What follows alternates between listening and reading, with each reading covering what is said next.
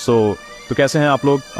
आज हम बात करने वाले हैं उन जगहों की जहां भगवान बसते हैं, जहां लोग शांति और सुकून के लिए जाते हैं। लेकिन क्या हो जब भगवान के घर में ही किसी और का साया हो, जब मंदिर की घंटियों के साथ किसी की चीखें भी सुनाई दें। आज मैं सुरेंद्र यादव स्टीव तुम्हें ले चलूंगा एक ऐसे सफर पर जहां श्रद्धा और डर एक साथ मिलते हैं। हम बात करेंगे दुनिया के 5 सबसे भूतिया मंदिरों की। ये वो जगह हैं जहां जाना तो दूर, इनका नाम सुनकर ही अच्छों की रूह कांप जाती है।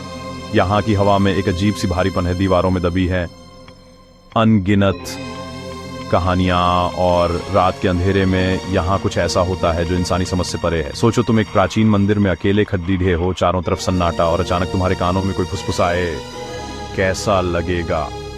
इन मंदिरों की कहानियां सिर्फ कहानियां नहीं हैं, बल्कि लोगों के अनुभव हैं।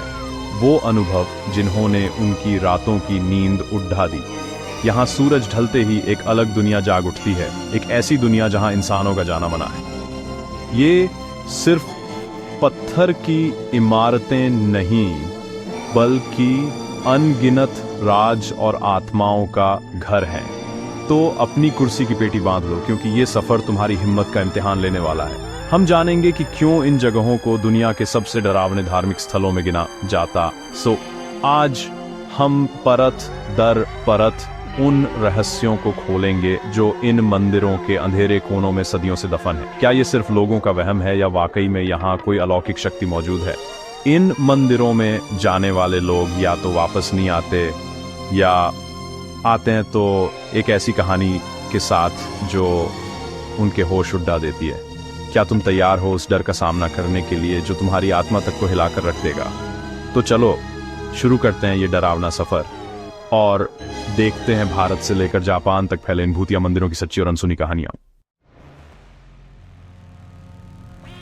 हमारी लिस्ट में पहला नाम है भारत के धनुषकोडी मंदिर का। ये जगह रामेश्वरम के पास है, एक ऐसी जगह जो आज वीरान है, एक भूतहा शहर। कहते हैं 1964 में यहाँ एक भयानक चक्रवात आया था जो सब कुछ बहा ले गया। पूरा का पूरा शहर, ट्रेन, लोग, सब कुछ समंदर में समा गया। उस तबाही के बाद यहाँ बचा तो सिर्फ कुछ खंडहर और एक मंदिर। लोग कहते हैं कि आज भी उन हजारों लोगों की आत्माएं यहाँ भटकती हैं जो उस तूफान में मारे गए थे। सूरज ढलने के बाद यहाँ कोई जाने की हिम्मत नहीं करता। मछुआरे भी शाम होने से पहले ही यहाँ से निकल जाते हैं। यहाँ के लोगों की माने तो रात में इस मंदिर के आसपास से चीखने, चिल्लाने और रोने की आवाजें आती हैं। ऐसा लगता है जैसे वो आत्माएं आज भी मदद के लिए पुकार रही हैं।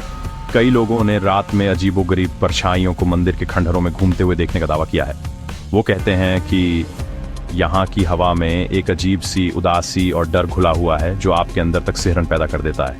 सरकार ने भी इस जगह को खतरनाक घोषित कर दिया है और रात में यहाँ रुकना सख्त मना है।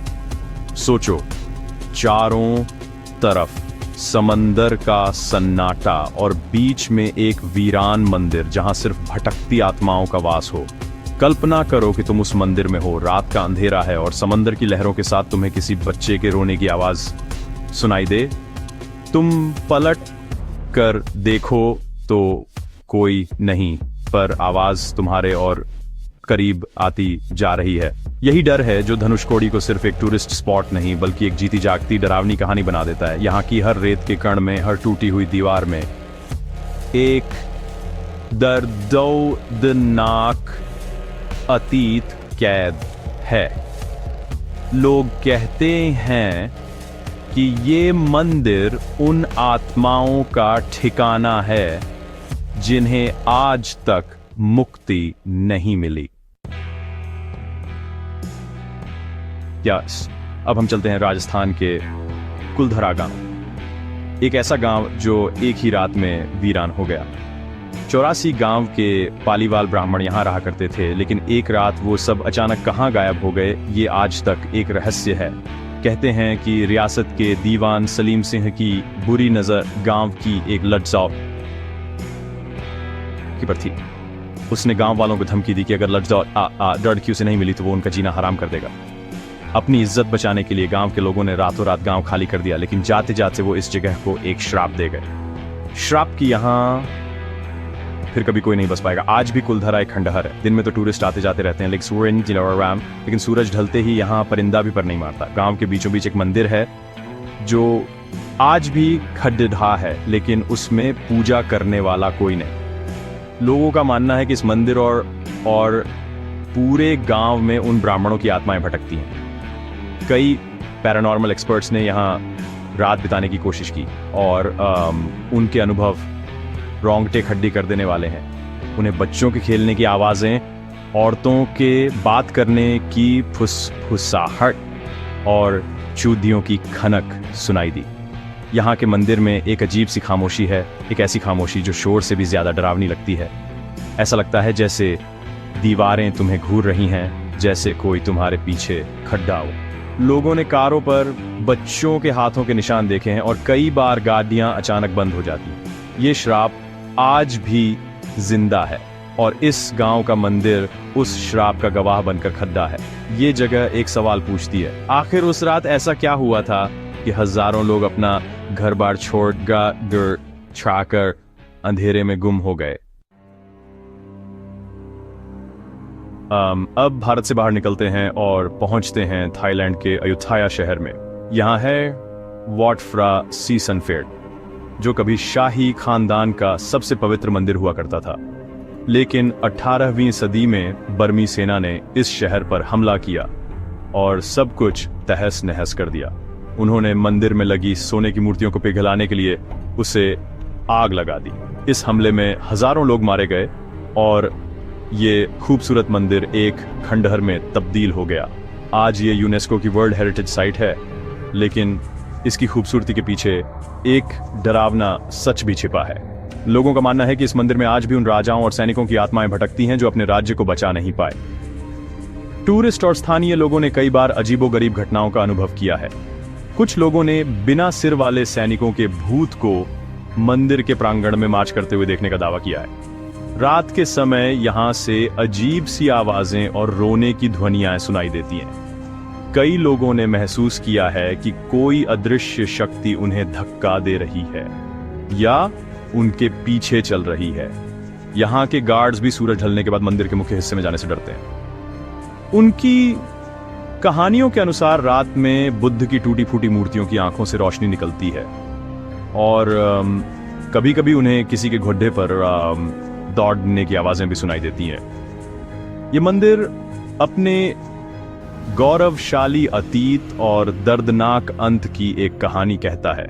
यहाँ आने वाले लोगों को एक अजीब सा भारीपन महसूस होता है, जैसे वो आत्माएं आज भी अपने अपमान का बदला लेने के लिए इंतजार कर रही हैं। हमारी अगली मंजिल है इटली का पोवेग्लिया द्वीप, जिसे दुनिया की सबसे भूतिया जगहों में से एक माना जाता है। इस छोटे से द्वीप का इतिहास खून और दर्द से लिखा गया है। सदियों पहले जब यूरोप में प्लेग फैला था तो हजारों बीमार लोगों को यहाँ लाकर मरने के लिए छोड़ दिया जाता था। कहते हैं कि इस द्वीप की आधी मिट्टी इंसानी राख से बनी है।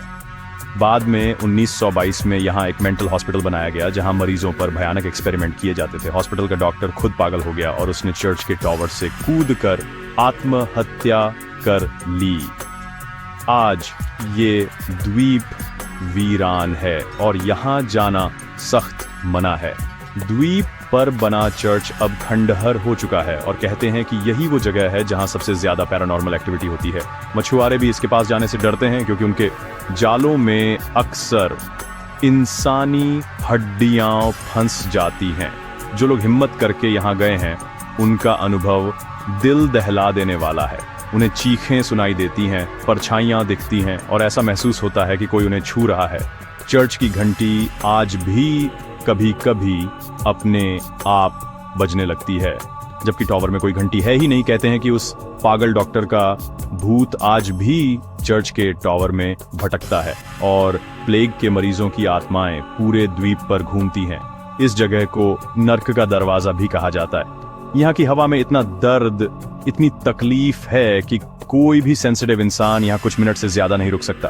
ये सिर्फ एक चर्च नहीं बल्कि हजारों तड़ीच पती हुई आत्माओं की जेल है जहां से रिहाई का कोई रास्ता नहीं। आज आखिर में हम चलते हैं जापान के क्योटो शहर, जहां है फुशिमी इनारी ताइशा। ये मंदिर अपने हजारों सिंदूरी रंग के तोरी गेट्स के लिए मशहूर है, जो एक पहाड़ी रास्ते पर बने हैं। दिन में ये जगह बहुत खूबसूरत और शांत लगती है, लेकिन जैसे ही सूरज ढलता है यहाँ का माहौल पूरी तरह बदल जाता है। ये हजारों गेट्स एक भूल भुलैया की तरह लगते हैं और इनके पीछे छिपी हैं कई डरावनी कहानी। स्थानीय लोगों का मानना है कि ये तोरी गेट्स इंसानी दुनिया और आत्माओं की दुनिया के बीच का दरवाजा है। कई लोगों ने रात में इन रास्तों पर चलते हुए अजीब अनुभवों का सामना किया है। उन्हें अपने पीछे किसी के चलने की आहट सुनाई देती है, लेकिन मुद्द कर देखने पर कोई नहीं होता। कुछ लोगों ने इन तोरी गेट्स के बीच सफेद किमोनो पहने हुए धुंधली आकृतियों को देखने का दावा किया है, जिन्हें यूरेई या जापानी भूत माना जाता है। कहते हैं कि अगर आप रात में यहाँ अकेले हैं तो आपको अपना नाम पुकारने की आवाज सुनाई दे सकती है, लेकिन कभी भी पलटकर जवाब नहीं देना चाहिए, वरना आत्माएं आपको अपने साथ ले जाती हैं। इस मंदिर के रास्ते पर कई छोटी छोटी कब्रें और स्मारक भी हैं जो इस जगह को और भी रहस्यमय बना देते हैं। एक कहानी बहुत मशहूर है कि रात में इन रास्तों पर एक रोती हुई औरत की आत्मा भटकती है जो अपने खोए हुए बच्चे को ढूंढ रही है। फुशिमी इनारी की खूबसूरती के पीछे एक गहरा और अंधेरा रहस्य छिपा है। ये हजारों गेट्स आपको सिर्फ पहाड़ की चोटी तक नहीं बल्कि शायद किसी और ही दुनिया में ले जा सकते हैं जहां से वापसी मुमकिन न हो। तो ये थे दुनिया के 5 सबसे भूतिया मंदिर, जगहें जहां आस्था और अंधविश्वास, श्रद्धा और डर की रेखा बहुत पतली हो जाती है। धनुषकोडी के समंदर में गूंजती चीखों से लेकर फुशिमी इनारी के रहस्यमयी रास्तों तक, हर जगह की अपनी एक कहानी है, अपना एक दर्द है। ये मंदिर हमें याद दिलाते हैं कि कुछ चीजें हमारी समझ और विज्ञान से परे हैं। इन जगहों पर आज भी वो आत्माएं भटक रही हैं जो शायद इंसाफ या मुक्ति का इंतजार कर रही हैं। यहाँ की खामोशी भी बहुत कुछ कहती है, बस सुनने वाला चाहिए। इन कहानियों को सुनने के बाद एक सवाल मन में जरूर आता है, क्या ये सब सिर्फ वहम है, लोगों के मन का डर है, या फिर इन दीवारों के पीछे वाकई कोई और दुनिया बसती है? क्या होता होगा जब रात के अंधेरे में इन मंदिरों के दरवाजे बंद हो जाते हैं? शायद कुछ राज ही रहें तो बेहतर है, लेकिन इंसान की फितरत है, वो हर रहस्य से पर्दा उठाना चाहता है, चाहे उसकी कीमत कुछ भी हो। ये वो जगहें हैं जो आपकी हिम्मत को चुनौती देती हैं, आपके विश्वास को परखती हैं। तो अब मैं ये सवाल तुम पर छोड़ देता हूं, इन सब कहानियों को जानने के बाद क्या तुम इन मंदिरों में जाने की हिम्मत करोगे? क्या तुम सूरज ढलने के बाद कुलधरा की गलियों में घूमना चाहोगे या पोवेगलिया के चर्च की घंटी की आवाज सुनना चाहोगे? अगर आपका ऐसी किसी जगह से जुदा कोई अनुभव है या आप कुछ कहना चाहते हैं तो नीचे कमेंट्स में जरूर बताना। तुम्हारे कमेंट्स का इंतजार रहेगा। तब तक के लिए अपना ध्यान रखना और अंधेरे से जरा बच